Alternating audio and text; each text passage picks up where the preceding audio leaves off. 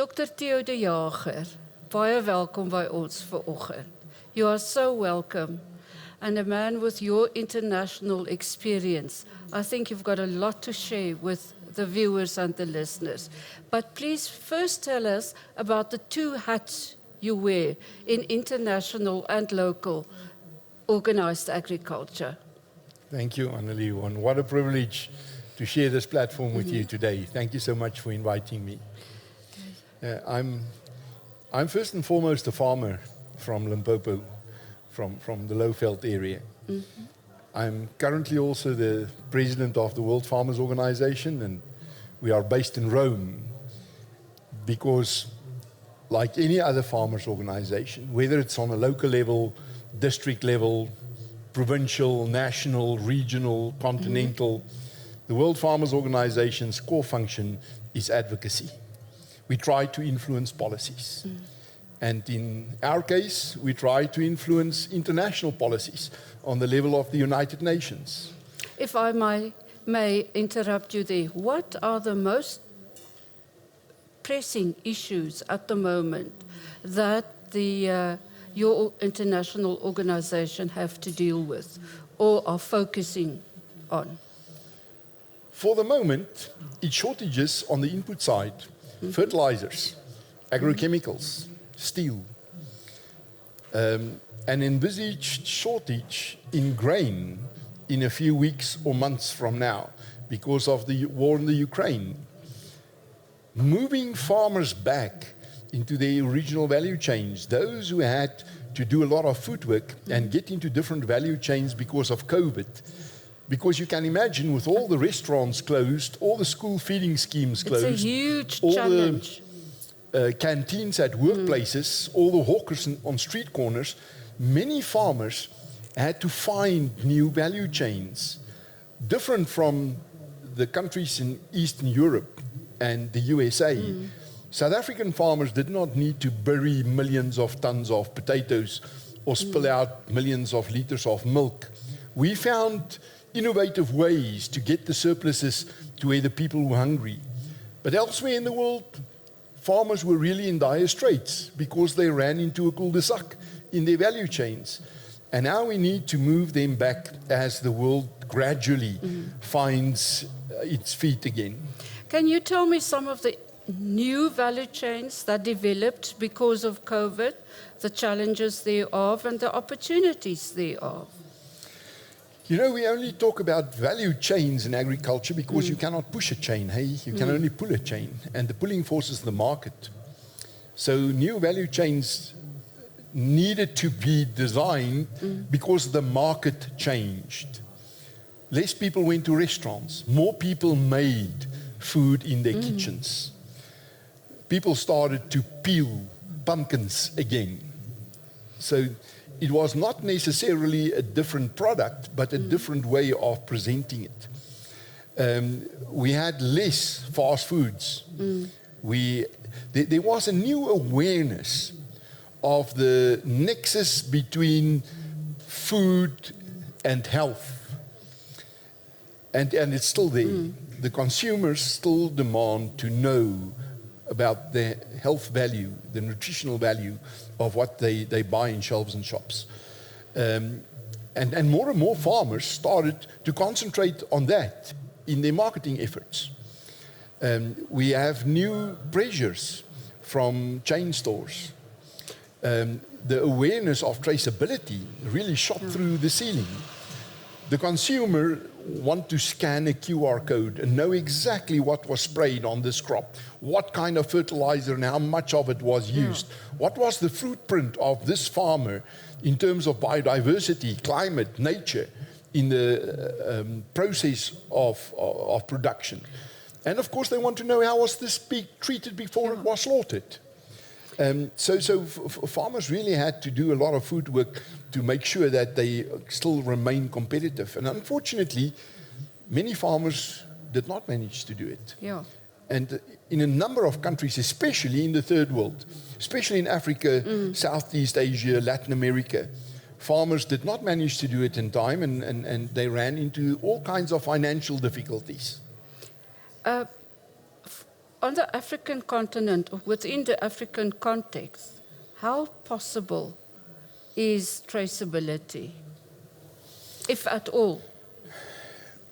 You know, farmers compete in 3 markets, Annelie. There's that part of the market who is ready with a smartphone to scan a QR code and who would pay more for a QR code on the products. But that is the smallest part of the market, and is mostly in the global north, the more affluent part of the market. The largest part of the market for food is still driven by health and nutrition. The middle class, they want the right mix on the plate. And more of them also want the traceability, but they are not quite there yet. A too large part of our nick in the woods in Africa is actually driven only by availability and affordability. What can I feed my family tonight, if at all? And probably the largest part of the 820 million people who are food insecure on a household level, who do not know what they will have for dinner tonight, is in our environment. Hence, the demand for the traceability in Africa is not as big yet, but we are on our way there. Yeah. And you will find in chain stores in Nairobi, in Côte d'Ivoire, in Nigeria, in Abidjan, and in Johannesburg, Pretoria, Cape Town, where consumers start to demand this now. No. So we will not take a century to get there. Africa will not take all the steps to get there. They will leapfrog. We will get there through blockchain and through all kinds of digital tools, which makes it so much cheaper and easier to comply to the standards of traceability. I actually did a story a few months ago on handheld technology developed in Zimbabwe by Zimbabwean technical experts to ensure traceability. And that I found quite interesting, that we often have the perspective or idea that Zimbabwe is in rack and ruin, but they have developed this specific handheld devices to keep track of their cattle. And I'm not talking about commercial enterprises, I'm talking about communal and so on. So that's a good step in the right direction. But how has COVID, on the whole, affected the livestock industry in the world? And I know that you had a huge conference in the USA not long ago on the matter of livestock. Please tell us more about this. Actually, the important conference which really determined the future of livestock farming was after that USA conference. It's the Food System Summit, which was held in Rome, the United Nations Food System Summit. I beg your pardon for thinking it was in the USA. No, one of the pre-summits was in the USA, because the USA is a massive consumer of animal-based proteins. The people of Texas eat meat like we do in South Africa, and those in Argentina and Australia. In the Food System Summit, one of the main issues was a drive away from animal-based proteins towards plant-based proteins. And even if I live to be 200 years old, I will not forget the rocks we had to chew on the way to the summit. There was an immense pressure from the global north, from university scientists, and of course NGOs, who believed and who preached that we will see the end of the livestock industry in our lifetime. And there are 3 main drivers behind it. The first one was health. This notion that animal-based proteins is not healthy, especially red meat. Secondly, the footprint on nature, biodiversity and climate, especially the methane debate in terms of greenhouse gas emissions. But thirdly, there's a moral issue about it. They don't want us to kill animals. They don't want us to abuse animals. And to put it in context, it's because we sit for the first time in our lives in a situation where there are so many more people living in cities than in the rural areas, and a second, third, fourth generation of people who have no uncle or grandpa on a farm, whose experience of food ends at a shelf in a shop. And they have no idea of the world behind that shelf. And when they think animals, their first thought is a Walt Disney movie and With a cow with Bambi. big eyes and long eyelashes talking in human languages. Please don't eat me. And this is why the most important person in an agricultural organization today is the communications officer. That's true. Farmers must start to talk to the consumers. It's important that consumers understand what it entails to produce food. Now, on the health issue, fortunately, in the run-up to the Food System Summit, the United Nations Committee of Scientists on Food and Nutrition came out very clear that there are no health issues with red meat. They say too much of it may affect your health, but too much water can also damage your health. Also affect your health. On the climate issue, we are still fighting a battle, and it's an uphill battle, especially now en route to Sharm el-Sheikh in Egypt in November this year with COP27, which is an agricultural COP, to explain to the world that you cannot compare the short cycle of carbon and methane in the livestock industry with the transport industry, the energy industry, which hinges on ancient sources of carbon, fossil fuels. And that the world was never without that cycle. And to explain to the world that we are not your problem, we are your only solution.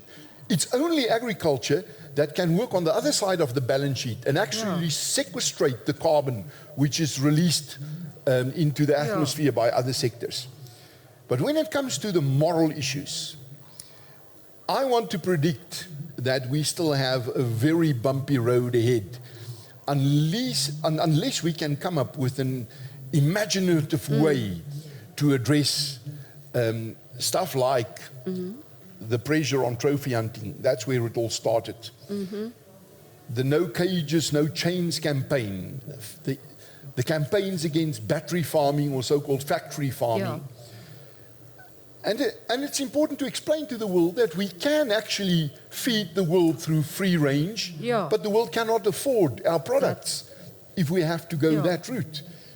And then also campaigns such as that against dairy, which is very widely accused of being founded on the abuse of the female body. Fortunately, with dairy, there's something more emotional behind it. You know, milk is the very first proteins we get into our bodies when we are born. But the dairy industry, and to a lesser extent, but also very acutely, the pork industry, the poultry industry, will need to come up with innovative ways to communicate with consumers and the clients. To keep they are in the front trenches in the battle for the hearts and minds of consumers. I've often wondered, and I really don't know, is it morally correct to call plant-based protein meat? Well, I'm the wrong person to ask. I'm a fundamental meatitarian. And I don't know, Annelie, have you tasted lab-grown meat? Yes. I had a problem tasting meat.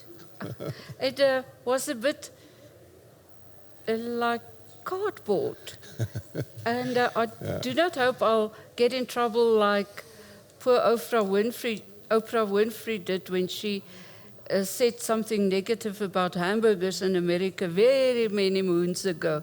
And she was taken to court about that. But my question still remains, is a plant-based protein meat? Yeah, just like almond oil-based milk. Is it milk? Yes.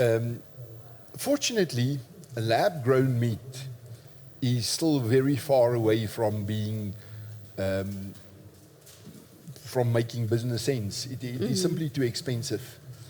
It will get cheaper probably, but then it is not a very tough competition when it comes to taste and consumer preference in cuisines. But also the plant-based restaurants, of which we literally have thousands in the northern parts of Europe and the Scandinavian countries and so,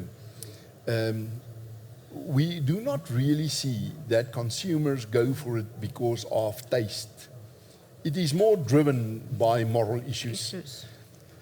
But only this morning, I was stopped here at Nampo Park and confronted by a parent who told me that their children in schools learn that animal-based proteins is not healthy and that the future will be meatless. That's a dangerous situation. It's part of curricula in schools. So I promised him that in our organization in SAI, we will launch a campaign on this. It's important that we challenge it on a scientific basis. Because if you strip it from everything else, us as farmers, we must know that the solutions with which we come, it must always be science-based. Yes. If science speaks against us, then we must change. But we must make sure that it is proper science that also informs policies and curricula in schools. Coming back to the green or the greenies, many accusations have been made that the louder they scream, the more support and the bigger their income, especially in Namibia, where human-elephant conflict is a major problem.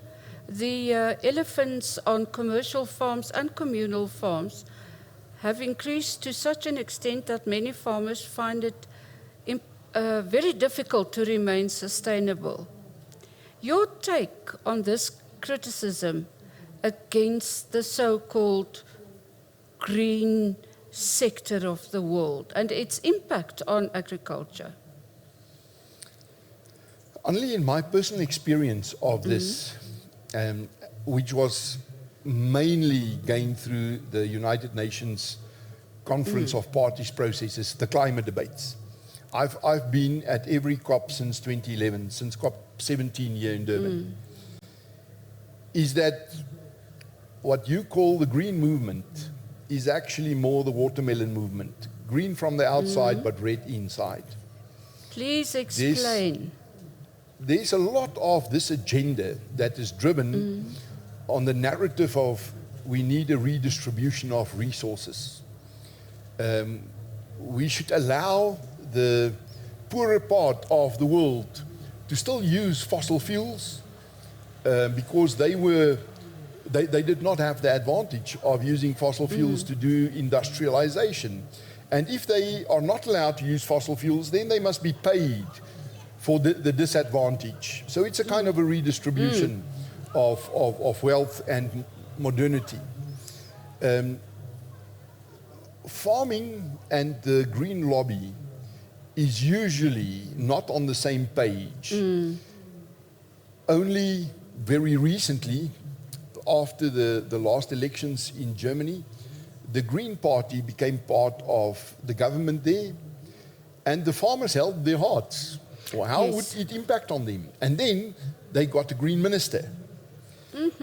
Now, originally, the farmers called every day. I received so many calls every day from Germany saying, how will we survive a green minister? But then the next moment, the war broke out next door in Ukraine. Heavily impacting on the agricultural arena in Germany too. And all of a sudden, food security seems to have trumped green issues. All of a sudden, Germany was prepared to bend a few of its rules so that farmers can plant. Farmers were told, let's shelve for now the ban on the use of glyphosate. Let's now work those marginal fields which we incentivized you not to plant because we might run into shortages. Green politics is a luxury. I do not say that it is not important.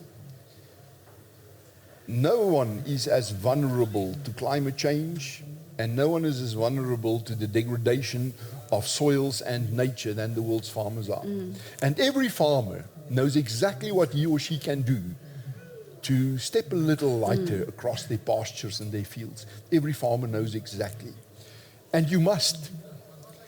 I want to challenge the farmers of South Africa to sign a pledge, a farmer-to-farmer pledge, that I, as the custodian of this little piece of land, will leave it in a better condition to the next generation than what I found it in. But having said that, our first responsibility is to ensure that there is enough to eat, that we maintain the minimum standards for global food security. And it starts with regional and national food security. Now in South Africa, in our lifetimes, we've never been in a food issue. We always had national food security. Our problem is on a household level. There are still too many households who cannot afford a healthy meal. And we cannot turn our heads away, as the late Anton Rupert always said, as long as they are hungry, we will not sleep. Yes, that's very true. You have referred in your answer to the Ukraine and the Russian conflict, and I know that you've met with representatives of farmers a few weeks ago in Rome, or Hungary. In Hungary. Please, you couldn't talk to the men because they weren't allowed to leave the country, but you talked to their wives. Please tell us about that and where they are at the moment. They are such a special breed of people. You know, I went to one of these areas where they received people who are fleeing the conflict zones, the refugee camps. And more than 80% of the people in those queue were gypsies. Were people who come across the border, the whole family and everyone receive a parcel of food, aid, and then they go back into the Ukraine and sell it there. Just to be in the line, the queue again tomorrow. But then a number of women were there whose wives are on the farms. And I was really blown away by what I heard from them. They are planting. They believe that they will produce 30 million tons of grain in the eastern parts, or in the western parts of Ukraine. And when I asked them, but how can you plant? How can you be out with your machinery on the fields in the midst of a war? And they said, the war is on the other side of the country. It is still really very far away. Yes. And you know, driving away from there, it struck me how terribly ironic the situation is with farmers in a war. They are always the last to leave the scene. Yes. Because there are animals to be fed and they must get water. Somebody must take care of the crops. And then I started to read about it. I did a little research on where farmers fitted in the Second World War and in the First World War. And in so many cases, because they hang on for longer and longer, they eventually turn up hanging on for too long. And then the challenge to recover again after a war is huge.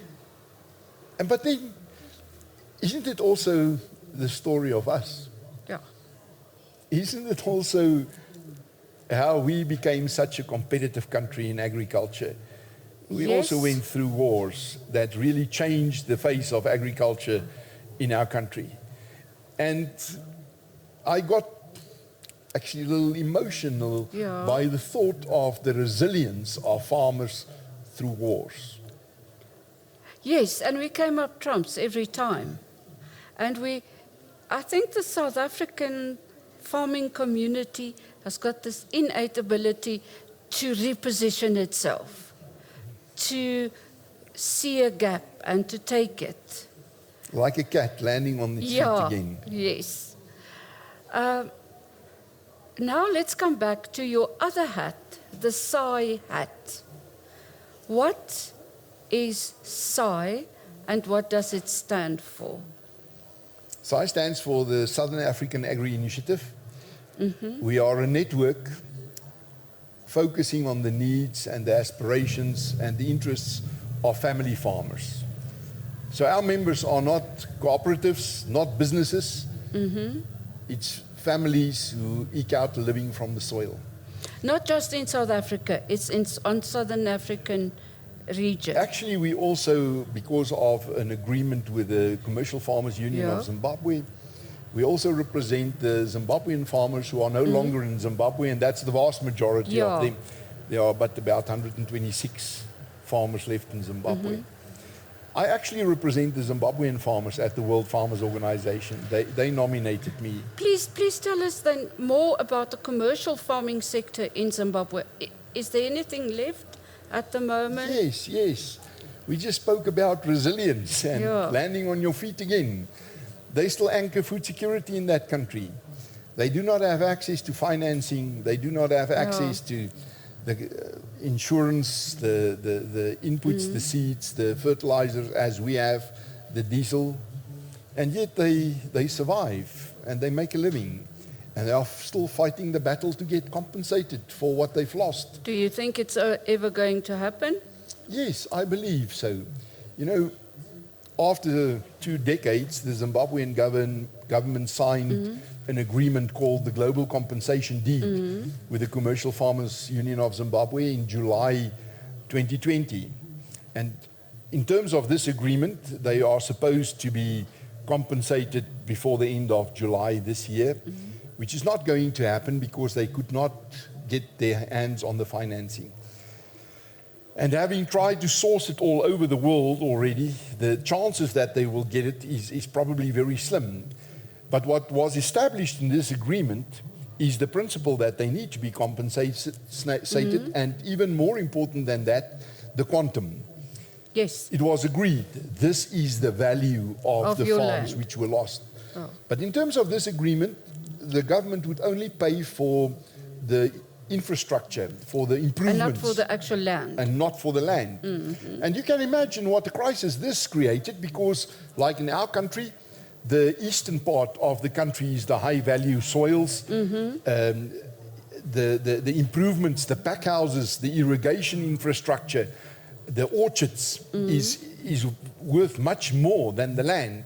The land is, on average, less than 20% of the total cost. While on the western side of the country, that was cattle paradise. It is livestock farms, much bigger farms, but much less development on the farms. The infrastructure is really a house and a fence and a few camps, and livestock handling facilities. So on average there, the value of the land versus the value of the improvements is just the other way around. So it is a bit of a... So the farmers got together and got to an agreement that let's split it. Let's make sure that everybody would get more or less the same percentage of total value, which boiled down to 35%. At this stage, in terms of the global compensation deed, farmers will get more or less 35% of what the total value of what they lost. But then, also part of the agreement is that the Zimbabwean government would support the farmers to find the 50%, more or less 50% of the value of the land from the British government, because in terms of the Lancaster House Agreement of 1980, the British government was supposed to pick up 50% of the bill And it never for land did. reform. Well, it did until 1996, when they walked away from the agreement because Yes. of a breach of the agreement on the Zimbabwean Zimbabwean side. side. But Zimbabwe's loss was Zambia's gain, as far as the commercial farmer sector is concerned. Not only Zambia's too, for sure. Former Zimbabwean farmers today anchor the explosion of production output in Zambia. But you know, there are Zimbabwean farmers now in 26 other countries in Africa. Lots of them in Mozambique, a number of them in Nigeria, some of them farm in Congo, Brazzaville. There are some of them in Gabon, many of them in Botswana. Many of them also, of course, in South Africa, and they really added value to the South African They did. agricultural scene too. Yeah. And then I've ran into Zimbabwean farmers wherever I went for the World Farmers Organization, in New Zealand, in Portugal, Australia, Canada, Germany. And then in many of the former Eastern Bloc countries in Eastern Europe, they are there too. Dr. de Jager, thank you so much for your time. It was a highly informative conversation, and we wish you the best of luck with your future as agricultural leader worldwide and agri-leader in South Africa. Thank you very much. Thank you, Annelie.